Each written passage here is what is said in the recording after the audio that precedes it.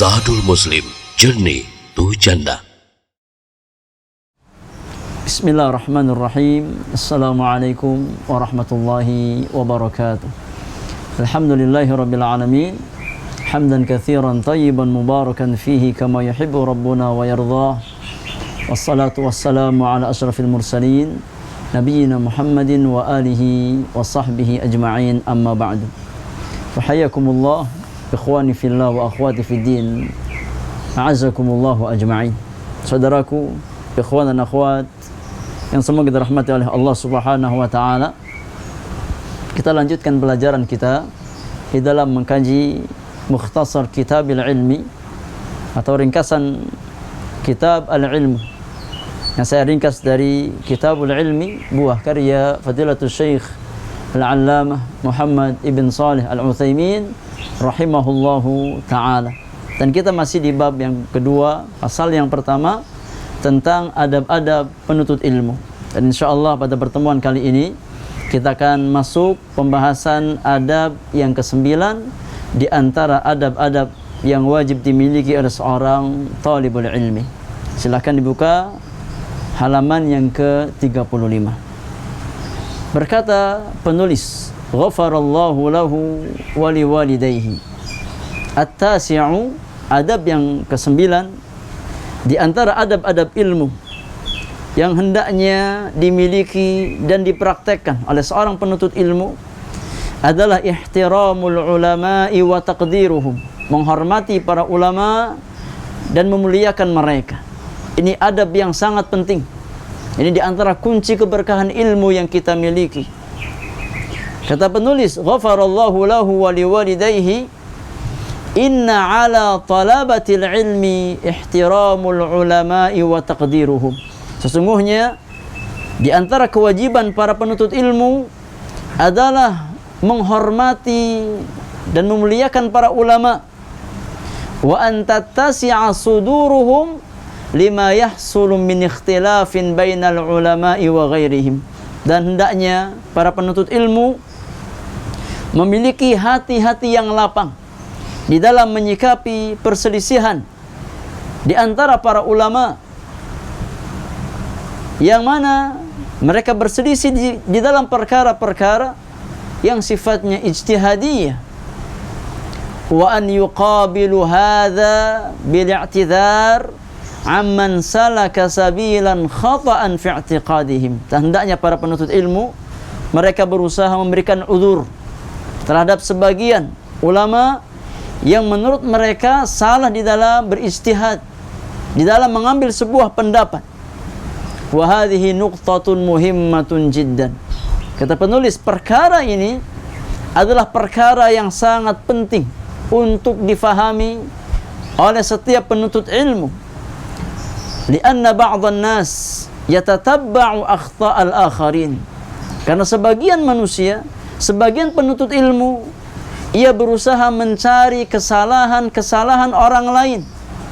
Liyattakhidha minha ma laysa la'iqan fi haqqihim. Untuk dijadikan sebagai jalan atau wasilah di dalam menjatuhkan mereka. Wa yushawwishu 'alan nasi sum'atahum, untuk menjatuhkan citra baik mereka di tengah-tengah manusia. Wa hadza akbarul akhta'.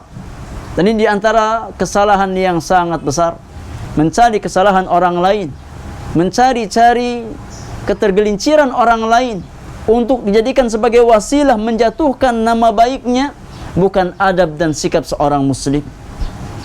Kata penulis, wa idza kana ightiyabul 'amiyyi minan nas min kaba'iridz dzunub fa inna ightiyabal 'alimi akbaru wa akbar. Subhanallah. Kata penulis, kalau seandainya menggibahi seorang awam di antara kaum muslimin, kalau seandainya kita mencari keburukan mereka, membicarakan aib mereka, orang-orang awam di antara kaum muslimin, termasuk dosa besar yang sangat besar, maka sesungguhnya menggibahi seorang alim, mencari keburukan seorang alim, mencari ketergelinciran seorang alim, jauh lebih besar dosanya. Kenapa? lianna ightiyabal alimi la yaqtasiru dararuhu 'alal alimi. Karena tatkala seseorang berusaha untuk mencari kesalahan seorang alim, mencari kesalahan seorang ulama, maka mudaratnya tidak hanya sebatas kembali kepada ulama tersebut, bal alaihi wa ala ma yahmiluhu minal ilmi syar'i. Akan tapi tatkala seorang alim dicari kesalahannya, kemudian disebarkan di tengah-tengah manusia, maka yang jatuh bukan hanya pribadinya, tapi yang jatuh juga ilmu yang dia bawa, kalamullah dan kalamu Rasulullah yang dia dakwahkan. Oleh karenanya, saudaraku yang Allah muliakan, membicarakan aib seorang alim atau menyebarkan kesalahan orang-orang berilmu bukan merupakan akhlak seorang talibul ilmi. Al-Imam Ibnu Asakir rahimahullahu ta'ala, beliau membawakan wasiat yang sangat berharga bagi setiap penuntut ilmu. Kata Al-Imam Ibnu Asakir rahimahullahu ta'ala, "Ya'lam ya akhi, ketahuilah wahai saudaraku, anna luhumal ulama'i masmumatun, sesungguhnya daging-daging para ulama itu beracun." Artinya kehormatan para ulama itu sangat beracun. Wa adatullahi fi hatki astari muntaqisihim ma'lumatun, sesungguhnya sunnatullah, ketentuan Allah Subhanahu wa taala di dalam membongkar aib orang-orang yang berusaha menjatuhkan para ulama maklum di dalam agama kita. Siapa yang berusaha menjatuhkan kehormatan para ulama, Allah akan jatuhkan dia. Siapa yang berusaha mencari kesalahan para ulama, Allah akan cari-cari kesalahannya. Wa anna man atlaqa lisanahu fil ulama'i bithalbi balahu Allahu qabla mautihi bi mauti qalbihi.